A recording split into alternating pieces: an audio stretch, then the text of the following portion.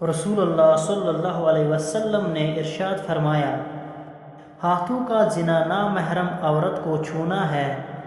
رسول اللہ صلی اللہ علیہ وسلم نے ارشاد فرمایا، بہترین انسان وہ ہے جس کا وجود دوسروں کے لیے فائدہ مند ہو۔ رسول اللہ صلی اللہ علیہ وسلم نے ارشاد فرمایا، جب دو بھائی مصافحہ کرتے ہیں تو ان میں 70 نعمتیں تقسیم کی جاتی ہے۔ رسول اللہ صلی اللہ علیہ وسلم نے ارشاد فرمایا، قرآن پڑھا کرو کیونکہ قیامت کے دن یہ اپنے پڑھنے والوں کے حق میں سفارشی بن کر آئے گا۔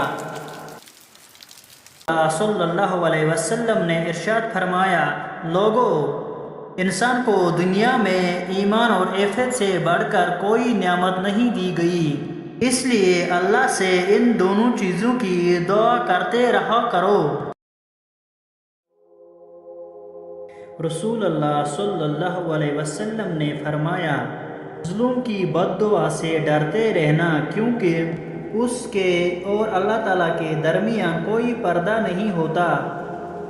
رسول اللہ صلی اللہ علیہ وسلم نے فرمایا، کبھی کسی کھانے میں عیب نہیں نکالنا، اگر آپ کو کھانا اچھا لگتا ہے تو اسے کھا لے ورنہ چھوڑ دے۔ نبی کریم صلی اللہ علیہ وسلم فرماتے ہیں، جب تم کسی میں مسجد میں آنے جانے کی عادت دیکھو تو اس کے ایمان کی شہادت دو۔ نبی کریم صلی اللہ علیہ وسلم نے فرمایا، بندے کو اللہ کے ذکر سے بڑھ کر عذاب سے بچانے والی کوئی چیز نہیں۔ حضرت محمد صلی اللہ علیہ وسلم نے فرمایا، ہر دن صبح 2 فرشتے اترتے ہیں، ان میں سے ایک دعا کرتا ہوا کہتا ہے، اے اللہ خرچ کرنے والے کو بدل عطا فرما۔ دوسرا التجا کرتا ہے، اے اللہ تو خرچ نہ کرے اس کا مال تلف فرما دے۔ رسول اللہ صلی اللہ علیہ وسلم نے ارشاد فرمایا، اپنے آپ کو، اپنی اولاد کو، اپنے خادموں کو اور اپنے مال کو بد دعا نہ دو، ایسا نہ ہو کہ وہ گھڑی قبولیت کی ہو اور تمہاری دعا قبول ہو جائے۔